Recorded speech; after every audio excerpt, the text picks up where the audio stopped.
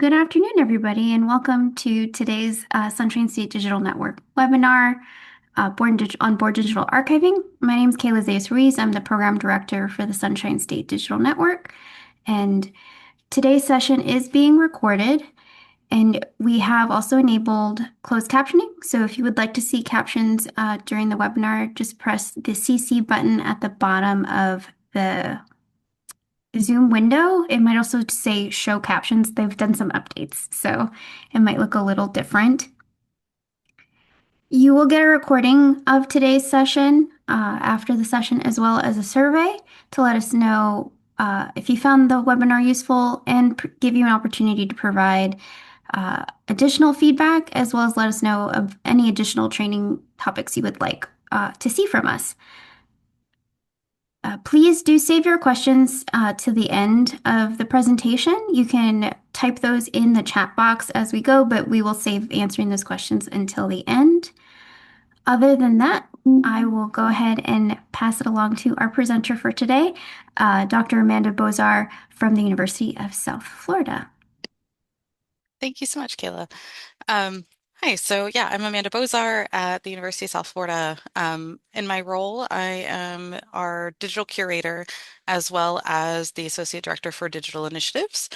So my area oversees our digital collections that are primarily from reformatted special collections, but also some records management for the university. I do not maintain our digital repository though. And but we do keep kind of our digital collections. We also have a GIS unit, an oral history unit, and we maintain all of our open access resources and those kinds of things. So the area that I oversee both takes in a lot of Born Digital archiving material, as well as generates a lot of Born Digital material that we then have to preserve and move forward. And so I've spent the last few years kind of working on some research in this area to develop out kind of a clearer program for what we wanted to do at USF. And so today, as I go through the presentation, I thought I would start out just kind of going through the way that I'm defining Born Digital archiving. I know that this is something that people have kind of different approaches on where they draw the line on what is a Born Digital archive and what isn't. And so kind of start with where I started. We'll talk about a lot today, really the acquisitions process for Born Digital archiving. That is been where I've placed the emphasis of kind of when working with Born Digital archives, having a strong foundation is where you can really set the tone to have a really clear workflow.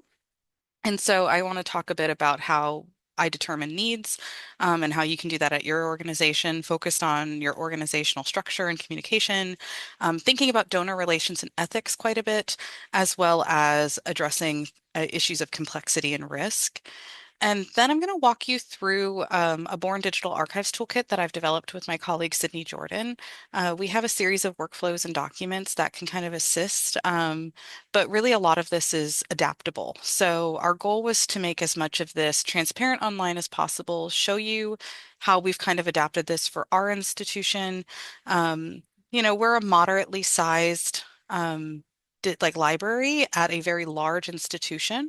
So within digital initiatives, I'm part of a special collections department. Our entire department has maybe 35 people in it. 27 of those are in digital initiatives. That includes our students, but there's 8 of us full-time in digital initiatives, and we're managing quite a lot of Born Digital material as part of our workflow. And so we've kind of adapted and scaled this as we've needed over the years. So we tried to keep things flexible. And then just kind of wrap you up with some final thoughts on things you might think about at your own institution, and the people you might talk to and get started with if you don't quite have, anything in place yet. But if you do already have things in place, hopefully it gives you some things to think about. So for Born Digital archiving, I go with the very baseline of these are records that are created natively in a digital format rather than being digitized from paper records. This is the definition from the UK National Archives. It has a really wide swath of what this can look like. And so we have included all of the materials on our obsolete media as well as items that came in through computer generated files. And so all of that we're including here. We acquire materials that come off disk transfer. Either this could be coming from floppy disks or cassette tapes. They can come on modern hard drives. On my desk right now, I probably have about 20 different hard drives from different faculty members over the last semester that I'm working through this summer. We've been doing a lot more with cloud sharing and file transfer protocols. So one of the things that I've done quite a lot of to get materials is working with donors, particularly donors who are not very comfortable with like using hard drives or external storage options. And I've provided them with a kind of a drop link. So you can do file requests using systems like box.com, which is what we use for our cloud storage at USF.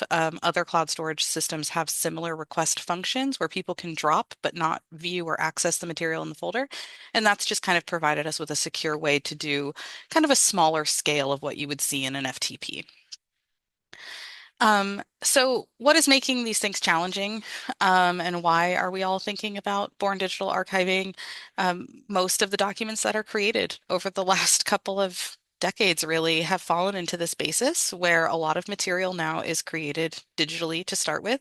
And I think it's been really hard for a lot of archives to come up with when is the right moment to pivot a lot of our resources towards curating, collecting, and moving forward in this space. Um, it's also difficult to decide often whose responsibility it is within your organization. And I'll talk about this a bit more on another one, but figuring out who has the ability to kind of move in those spaces to collect, to weed, to preserve your born digital materials. And it does require balancing a lot of those factors, similar to what you would do with a physical archive, your appraisal and weeding and all of that. But you also have to add on the added skills of understanding transfer methods, software, compression, encryption, emulation, other things that you might need. And if you're working with obsolete media or doing a lot of outsourcing for that material, keeping track of what is the most at risk in terms of your obsolete media, who is doing forward migration on those spaces, what do you have? And this is a space where I think that those of us in the state of Florida could work more together on. Um, I've been developing at USF for the last couple of years a lab in our digital initiative space where we have the ability to forward migrate quite a few different formats. Those that I can't do, I have to wait till I have certain minimum limits to send out for outsourcing, and I think we could do some collaborative work there if we have outsourcing that needs to be done throughout SSDN. So when it comes to determining needs, it's not always pain points, but pain points come up quite a bit. So in 2024, I did a study with different people across digital archives throughout the United States. I focused on people working at United States institutions, primarily those working at AAU and ARL institutions, but I did talk to a few people at kind of smaller regional libraries. I did talk primarily to academic libraries, so the problems here may not exist in the same ways at special libraries or at public libraries, but I think that a lot of the takeaways might be the same. Um, so one of the things that was important to note just off the bat is that not every institution has a digital curator or a digital archivist. It's often just whoever was handed the hat to manage the collections. Sometimes it's a person in systems, sometimes it's in IT. I've seen data managers work in this space. I've seen digitization professionals who have been asked to kind of pivot into this world. And it's shifted a lot depending on the institution and what kind of resources you have. So one of the things that's really common is institutions had really flexible practices for their born digital, but that would often create confusion where one archivist would be really open to taking born digital materials, but others were not, and it wasn't usually covered in the deed of gift language or whatever language you might use for donor paperwork. And so it was important to kind of, while being flexible with your donors is really appealing, um, you definitely want to have a consistent end goal for what you can and cannot accomplish. And so it's important to know who's going to be doing that work so that you can come up with that language together. Um, Donors were not consistently included or excluded in weeding practices. So at some institutions that I talked to, the kind of distinction between the physical and the digital archives or digital collections was really strong.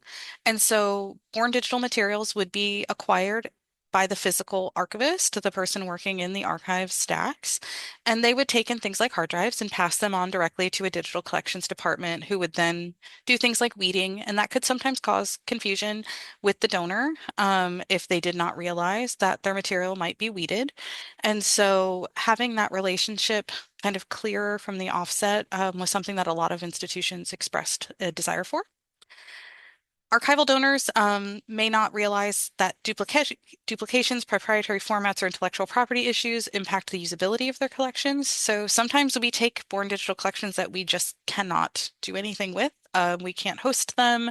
We can't put them for public usage. Maybe we don't have the space to maintain all of them. And so the part that often is missing is the pre-appraisal. It's a lot it's a lot more straightforward to many of us to do a pre-appraisal on physical materials. It's something that we've been used to over the years, that we can go to a donor's house or they can bring us in a sample, they can send us an inventory. And often on those inventories, it will say one hard drive of files.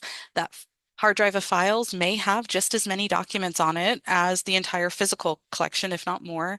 And usually that requires an additional pre-appraisal to take place. And so having that kind of clarified with the donor that if there are things like duplications. Um, and that sometimes if there is an agreement that everything will be kept, it can create confusion or difficulties for the person doing the Born Digital archives. So having flexibility there. The one thing I say, and I think this is later in the slides as well, and I'll repeat it, is making sure that the donor recognizes that we are not cloud storage for their material. We are not a separate storage site, that we're archiving it. And archiving does include curation and weeding, and that not all of it may end up in the final product of their collection, just like with physical material, where certain materials might need to be separated out or returned to the donor. And often with Born Digital, I like to draw those lines in different ways. And finally, um, few libraries had a dedicated budget line. There was not always a clear space for where this money would come from for the acquiring, the weeding, or the preservation of Born Digital. I know that when I first came to USF, we had, you know, maybe a couple hundred gigabytes of Born Digital materials, and that was back in about 2019 when I came into the library. Within a few years, I was acquiring new collections pretty regularly that were in the terabytes. And now I feel like at least once a month, I'm acquiring a new collection that's well over a terabyte, if not more. And so our storage needs have grown exponentially over time. And so I've worked really hard to try to get dedicated budget lines focused on Born Digital within the library and within special collections, um, which has helped us to kind of frame out where we need to go with our materials. So what I've done to kind of address these needs that I came up with in the study was develop this Born Digital Toolkit. So this is a publicly accessible resource that we built through a LibGuide that shares our approaches to supporting a streamlined and transparent approach. It is focused on academic libraries, like I said, but it could be adapted. And it goes through each of the areas below, really focusing on donor relations and ethics, as well as copyright, digital anxiety, cost, donation value, which is a really difficult question to address with some donors. Getting appraisal, like financial appraisals on digital donations, has led to a lot of conversations with our foundation office, and might be something that you would want to tackle at your own institution.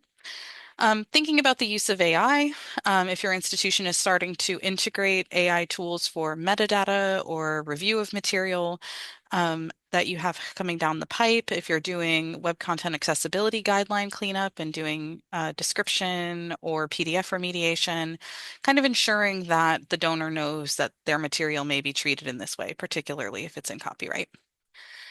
And thinking about risk management and service space, as well as time, budget, and internal communication. I often stress that doing curation of purely digital files where you're digging through file on top of file on top of file is often harder to budget time for because you can't see it all in front of you directly. Things might be kind of nested deep down and stuff that you don't quite realize how large it's going to be. You can always get a profile of the folders that you're working in, get a rough size, but sometimes it's just easier to kind of tell how long something might take if you can physically see the scope of the whole collection. So that's something that we talk about a lot internally. So this is what the Born Digital Archives Toolkit kind of front page looks like. We have it broken down into kind of showing our archives workflow, our acquisition policy that we've developed. Actually, should be referring to it more of a guideline. Policies can only be drafted by the university, as well as our donations checklist that we've developed in a questionnaire. And these are designed to really guide us through the process and to guide the archivist through the process.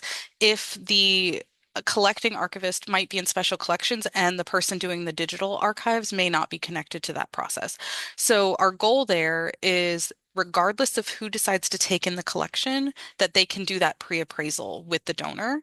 And that can really help uncover maybe some of the future issues that we might have in processing the Born Digital Archive so that everything can go smoother for both sides. We also worked with our legal counsel to get an addendum in our deed of gift so that Born Digital records have a space in there and that they're addressed pretty clearly. And I've filtered down just a section for USF records transfers. We have a slightly different process for that at USF. It's a little bit more straightforward. It's not a deed of gift requirement, and that's going to really vary from institution to institution. But I just made that a clean link for my faculty to use, and then we have some further readings. So I'm not going to read you through all the workflow. Don't worry. I'm just going to kind of walk you through a little bit of how I've visualized what I wanted people to think about as they went through the process. And again, the goal here is that it can be changed regardless of who in your institution is doing this work, but you do have to outline who's doing the work. And so this is designed a little bit for our structure at USF, where I have curation responsibilities over our digital collections that go online, but I do have a whole team of archivists and curators and special collections who typically are the ones going out and initiating donations and working with our donors more directly. I tend to work more with faculty and some community members, but they work with the bulk of our donors. And so we're thinking of it as a process where the appropriate archivist kind of confirms when a new donation is suggested or is kind of proposed. And they have the ability there, if you follow through the yellow, doing kind of a basic pre-assessment where there's a Born Digital checklist that they can use to engage with the donor, which I'll show you in a moment. They can walk through to kind of make sure that they've had these different conversations with the donor so nothing catches them off guard. If they believe that there are more complex questions, if it's not a very straightforward donation, they can use the Born Digital questionnaire, which I prepared that has some more complex discussions. This works really well if any of the material in the collection might be protected. So something that we work with is environmental archives. Sometimes there are sites that are used that are maybe with endangered species or plants. And what we're doing in this process is kind of getting through with the donor any hurdles that they might foresee with public access. So we want to know early on, is any of this going to be restricted? Should any of this be reading room use only? Should we be providing access maybe on a researcher request basis? And that is something that we can discuss with them in those early portions of the conversation without necessarily like shutting down the donor and asking them to like fully inventory what they're giving us or fully weed it out. We know that's difficult for a lot of them, and they are ready to get it off their plate, but providing us with that necessary information to kind of move them through. And then the archivist who's kind of meeting with the donor can kind of decide, is this a good institutional fit? Does this work with our other collections and strategies? And if they think that it is good to go, they will kind of forward it over to whoever is in charge of pushing that material through into the digital collections. Um, if the digital collections person happens to be in that first portion, that's great. If they're not as part of that, they can get any of the information provided from the archivist using the checklist or the questionnaire. And the goal there for the person who's reviewing the Born Digital element is really to consider feasibility, any sort of technical hurdles they might face. We've had some requests to do pretty intensive like web scraping or website emulation for multimodal collections. And sometimes we don't quite have the right resources on hand to work on those at the moment. And so that's the kind of thing that I can help with, or I can propose alternatives if we're not able to kind of fully recreate a website, for example, for a donor. But perhaps we can convert it into something like a digital exhibit that's relatively stagnant but captures what they were hoping to capture from their piece. Um, and so we work with people from that kind of more technical aspect that might be outside the purview of the person on the archives side. So from here, if it's been approved by the collecting archivist and deemed feasible by the person doing the digital curation, the donor kind of completes the Born Digital deed of gift addendum that we have, if that's appropriate, or they just acknowledge that they're doing a records transfer if they're within the institution. And then we lay them out a roadmap of the three different ways that we can collect material. So either cloud storage transfer, web scraping, or handing us a piece of physical media that we can then reformat for them. Once we have the material on hand, we can kind of do a second copyright evaluation now that we can see the material.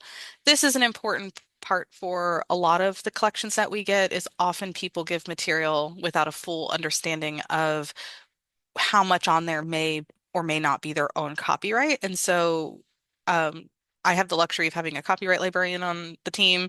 And so they are able to help us through that process. But you could also just have your guidelines laid out for how you assess copyright otherwise.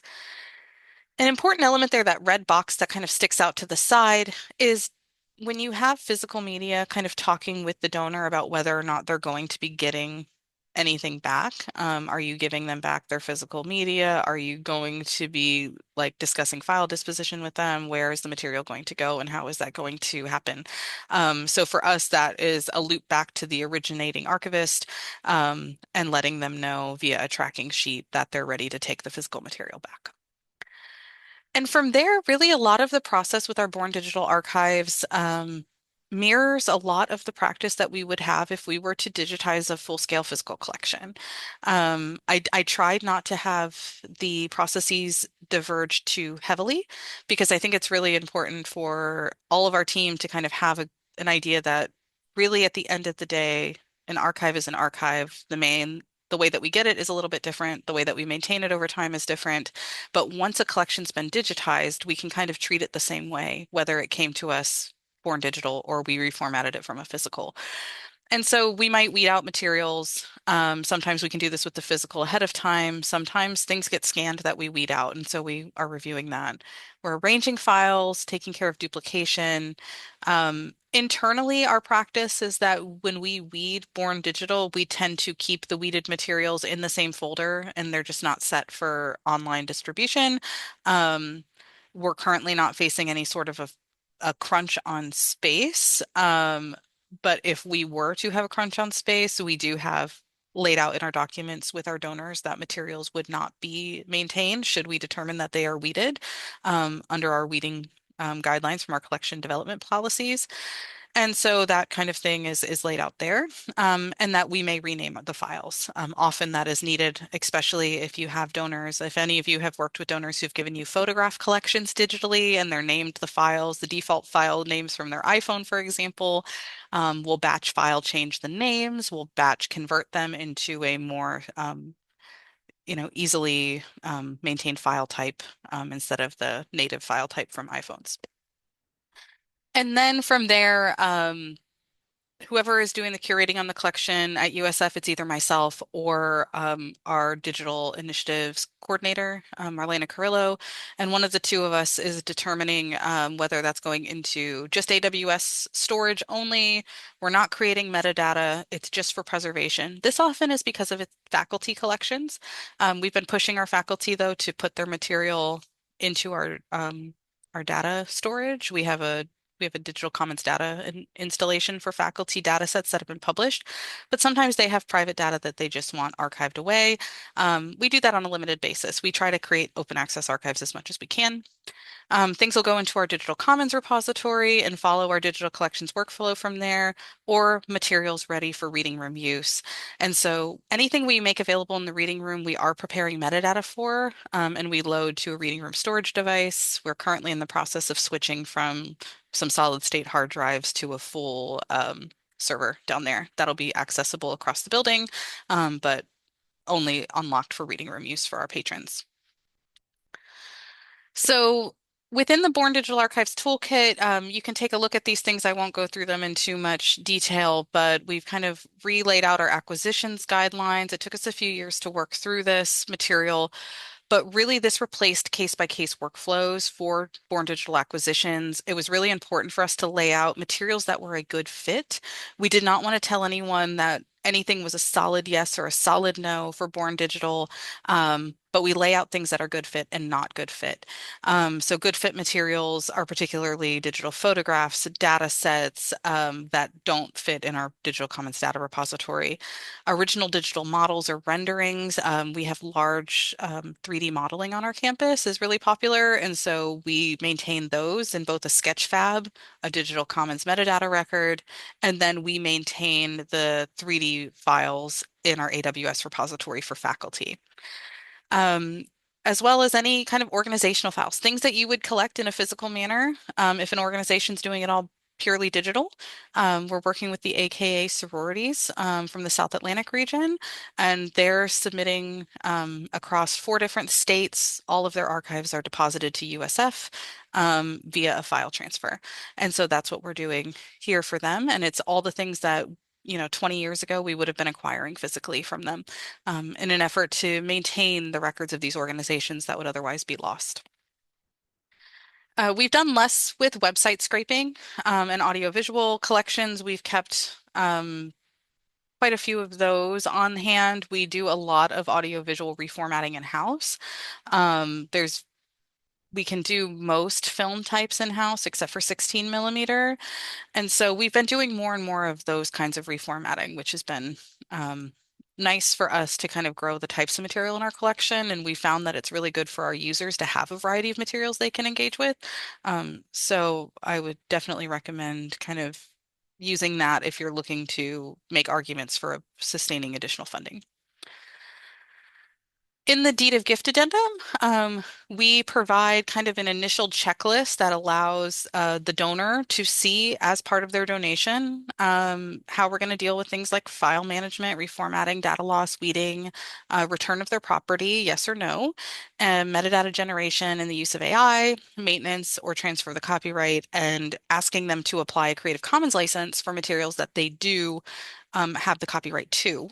So just last week, I was working with a donor and I sat down with them and I walked them through every step of this. And they were able to kind of indicate which portions of their collection they would like to maintain Creative Commons licenses on, which ones they would like to keep under a more strict copyright regulation.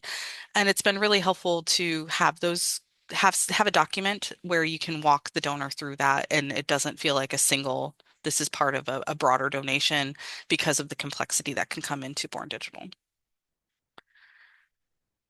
So this is the questionnaire that I had mentioned.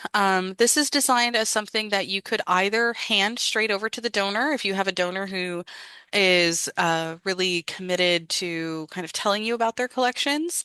So it's the language that is in it is designed for the donor to read. How would you describe the content of your digital files with examples? How are you the creator or the copyright owner? Those kinds of things. I do fully recognize that not all donors would be comfortable with this. Since we developed the questionnaire, I think I've had one out of maybe 20 donors who has been like, "Ooh, yes, let me do this full questionnaire myself. Often it's us asking them these questions, or the archivist asking those questions if it's not me.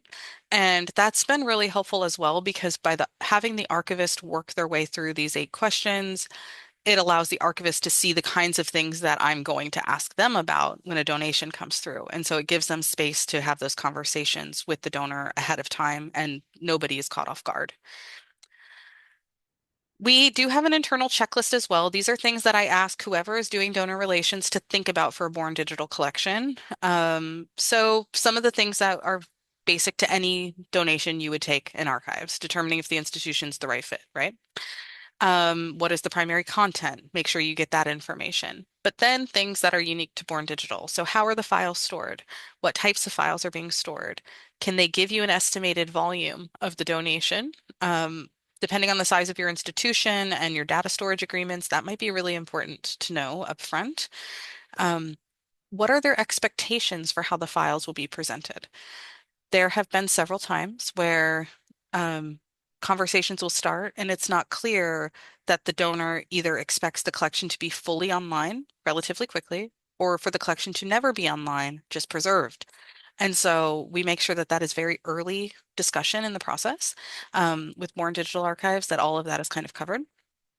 And then covering with them that reformatting is possible and likely over the course of a few years. We talked to them about how really relatively short the digital lifespan of a file is and how frequently they will need to be donated or reformatted forward into a new form, and that that might change the way that it looks.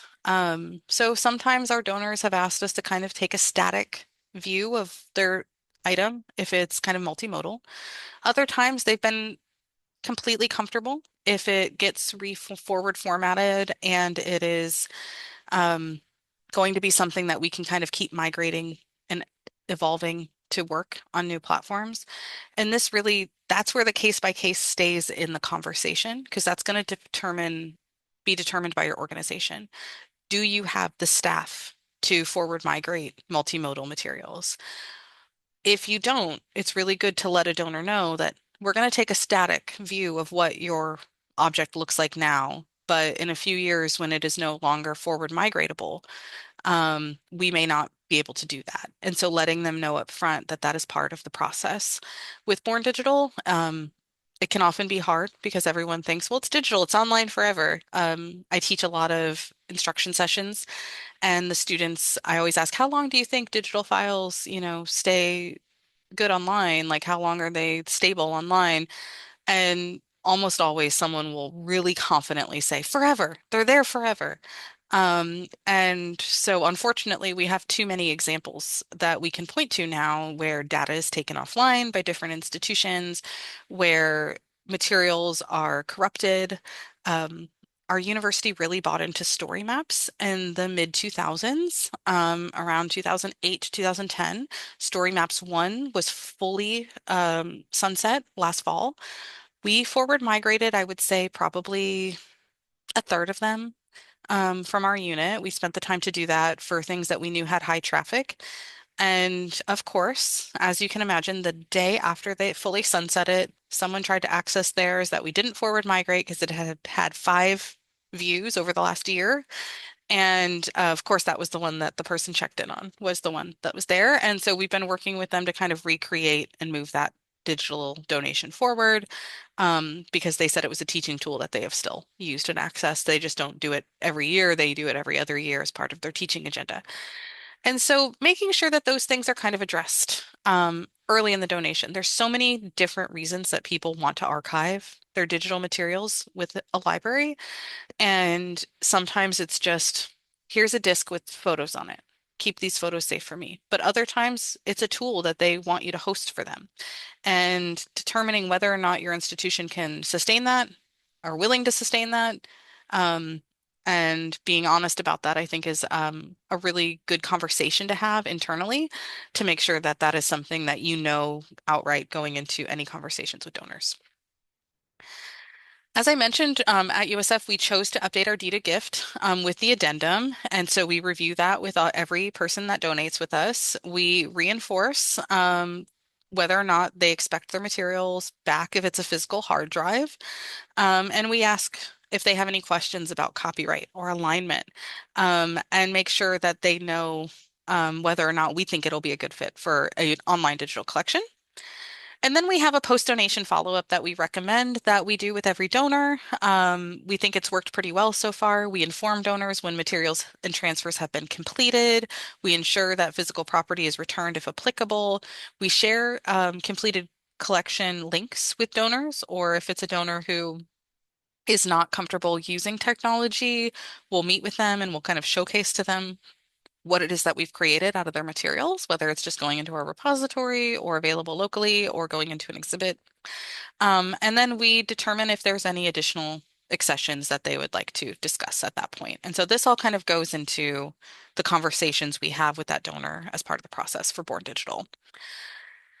On the toolkit, we have included an annotated checklist. So it's the same checklist on the left, but we have included what are our departmental outcomes. And this would be a place that you would want to really customize this for your institution, and why we have done things in different ways.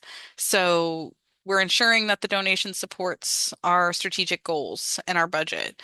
We are making sure that everything that we take, we're able to read and copy. That's why we're asking about how the files are stored. We don't want to take stuff that we can't convert, but it's expected that we convert. So this is all part of what we've determined internally, as why we are asking the questions on the left.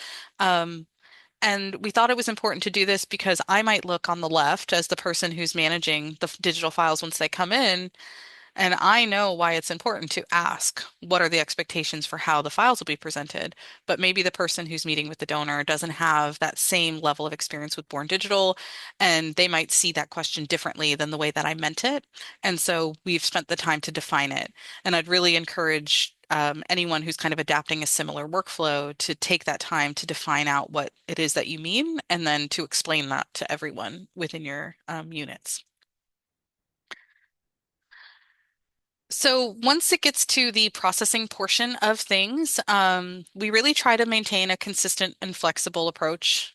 Every collection, whether it is brought in directly from a donor or brought through a file share or picked up as part of something that was in a box for the last 20 years, and we're going through it, we're evaluating it for copyright, we're checking if anything is corrupt or encrypted, we're backing up everything in at least two places before we start to begin our processing. And that two places is usually the like a physical drive that it comes in on, and then a cloud storage duplicate of it. Once we put it into our digital collections, that becomes the tertiary, and then we back up everything when we're completed into our AWS cold storage via Glacier. So we do end up usually with 3 to 4 copies at the end. Of everything we're working on, but we try to make sure that we have at least two before anyone starts doing any sort of curation or weeding.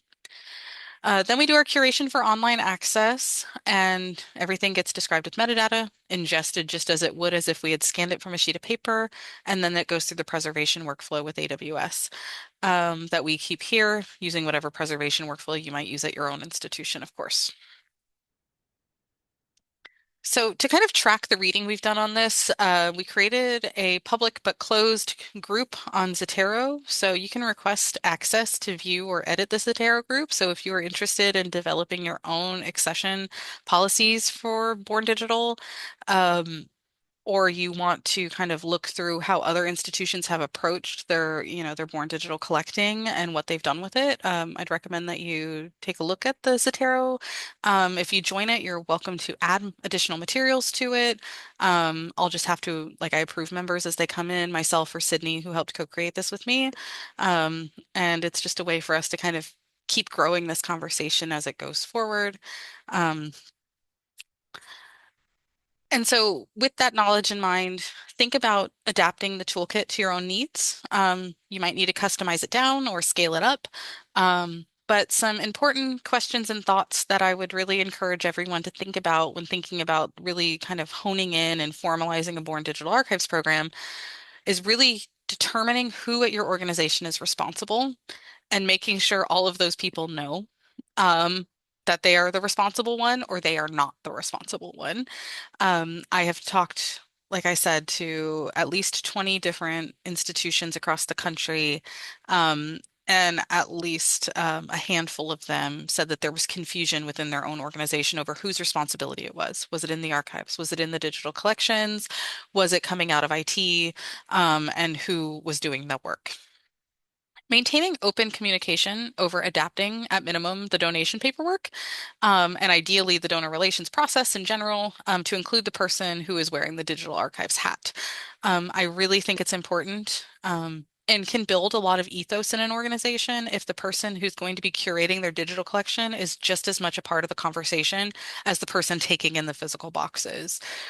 Uh, at some institutions, that's not possible. There's not a person who's trained to work with donors, or has experience working with donors doing the digital side of things.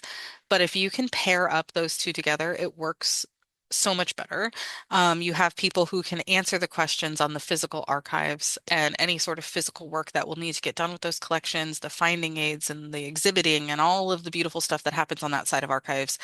And then the person who can maybe be there to answer technical questions or about how we might do different things with the digital collections and how that might work and maintain them and preserve them and what goes online and what doesn't. And putting those two hands in hand can be really helpful. So I would say to advocate for that at your institution if it's not already the way you're doing things. I really think it's important that you provide consistent information to your donors about how the digital archives are handled and not overpromise. This is probably the thing I've seen most in talking to different organizations is there is a lot of overpromising for what can be done with digital. I wrote an article a couple of years ago that was called Starting with the Digital Doesn't Make It Easier.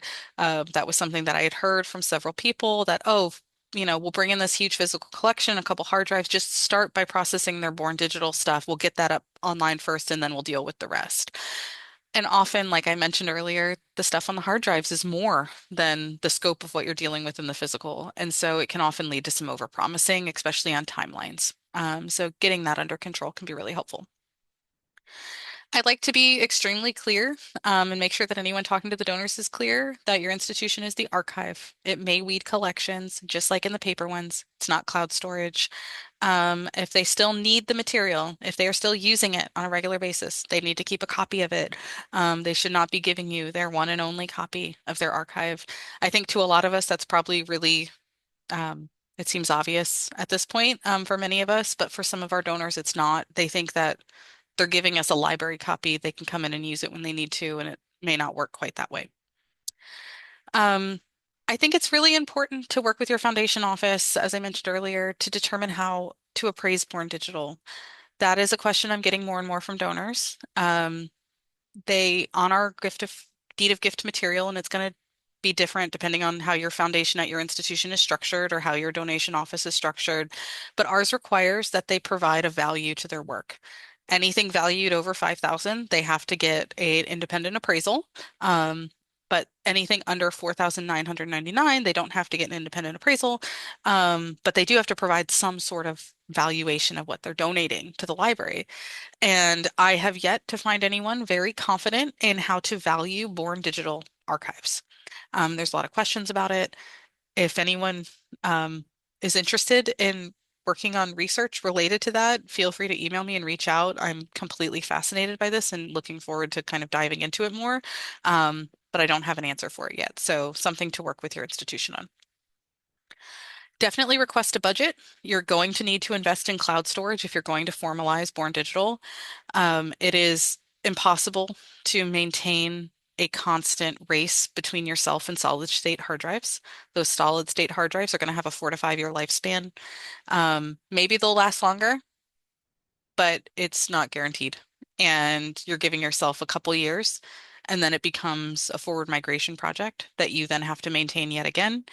You're moving those items constantly. You're not working on new collections. You're not processing collections. You're just chasing hard drives. Um, it is important, I think, to really advocate for yourself to get a budget to work in these areas.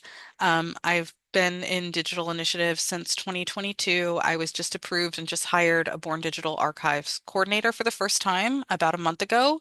I've been doing all of that myself previously.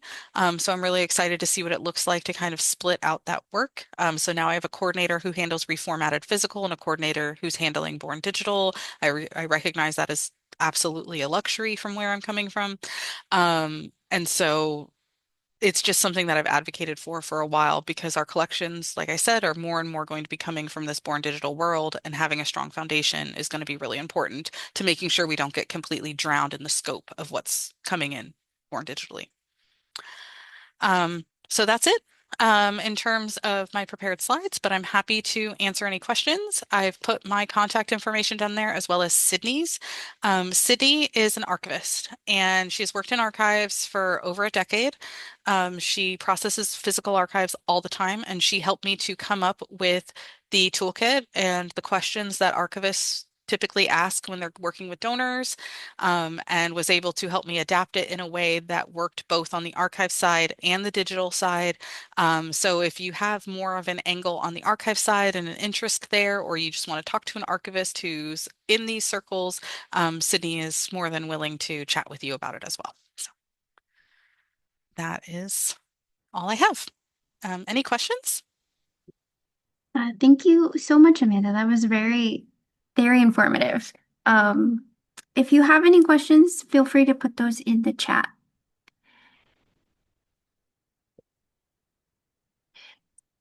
How many collections have you applied this workflow to so far? So we've applied this probably to the last six or seven that we've brought in. It's been formally working for about a year. We've had pretty good results overall. I think sometimes the archivists who are going out and doing collections might feel a little uncomfortable asking a lot of technical questions to their donors, which is usually what we get back is the donors don't know. Um, and so I've been trying to model this myself. I'm really lucky that I work in a special collections in a digital unit, like my unit's within spec call, so I have the ability to go out and work with my donors directly when I have collections that are relevant. And so, I'm trying to model some of it, and I'm learning like when do things work better and when don't they. And it's a lot of just patience with certain donors who aren't as technologically like savvy as some others. And so it's a lot of kind of explaining to them how things work, explaining what we could and couldn't do with things, and then kind of helping them through it. I think it's a lot more hands-on than when I've previously worked in a straightforward archives approach to things. But we've had good luck with it so far. I think only like once did the donor just really be like, I don't know anything. I don't know anything about anything that you're asking me, and they kind of like backed off of it. We took in the hard drives and were able to work through it. It's fine. But this has helped a lot for the ones that we've tried it for. That was gonna be my next question. Like how much explaining do you have to do in with donors? Because I imagine some of them are not tech savvy. Um, Yeah. Some of them are more than I would expect. And they just maybe they use their computer in a different way than I'm using it, but the person that I went and worked with this past week was in her late 70s, and she was preparing everything that she had ever collected online in a series of folders. She just didn't know how to do that transfer. And so I worked with her at her house to kind of use like the file transfer request that we created for her collection, and we're able to get everything kind of transferred and then talked her through the questions.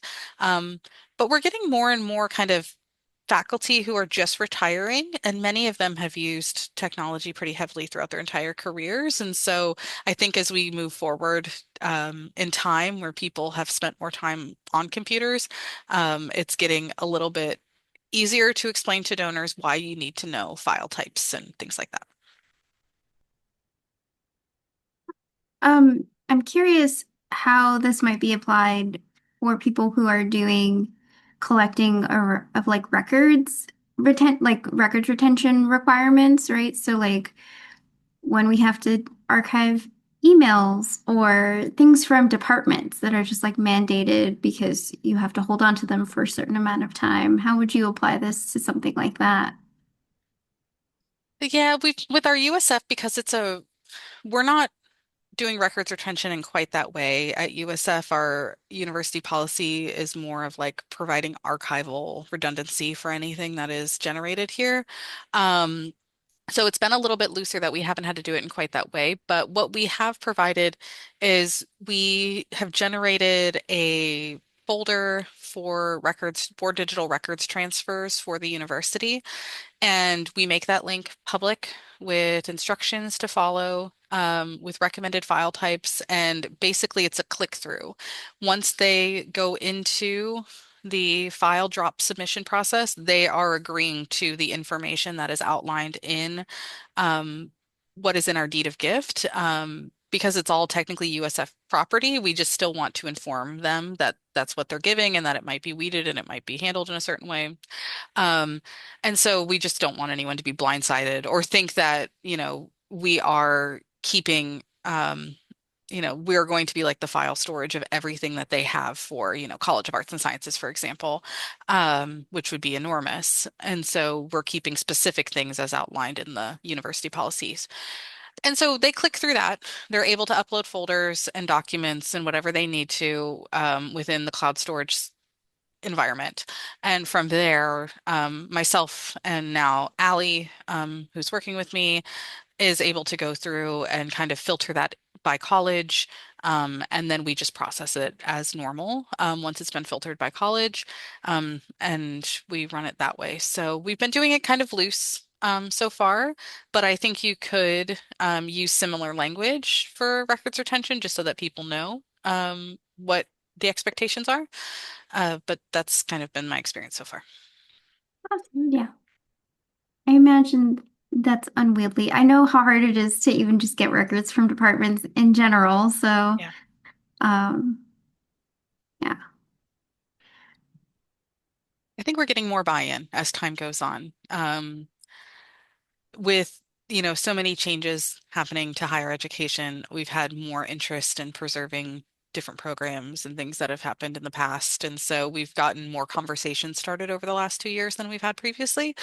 And so I think we're going to be able to kind of promote like a more modernized view of what our university archives are going to look like to our faculty. And with being able to kind of show them how that looks, it might help us to get more traction. But like you said, it's tough because you've got only a certain size team and a very large institution. And how do you balance that desire to grow the archives with not being so backlogged that everyone's like, "Where's my stuff?"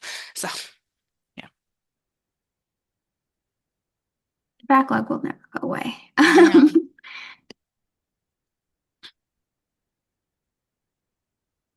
Okay. It doesn't look like we have any questions in the chat, but as you've provided your email, so if anyone does have questions, feel free to reach out to Amanda or me, and I can pass it along as well. So again, you will get a recording of this as well as a PDF copy of the slides and a survey. So please do fill out that survey and let us know what additional program we can offer and if there was anything that you didn't learn from this that you would like to learn more about, and we can offer a part two. Um, so do give us that feedback. And I would like to thank you again, Amanda, for your very informative presentation. And if everyone can join me in giving you a round of applause, that was very helpful. Thank you. Thanks for having me.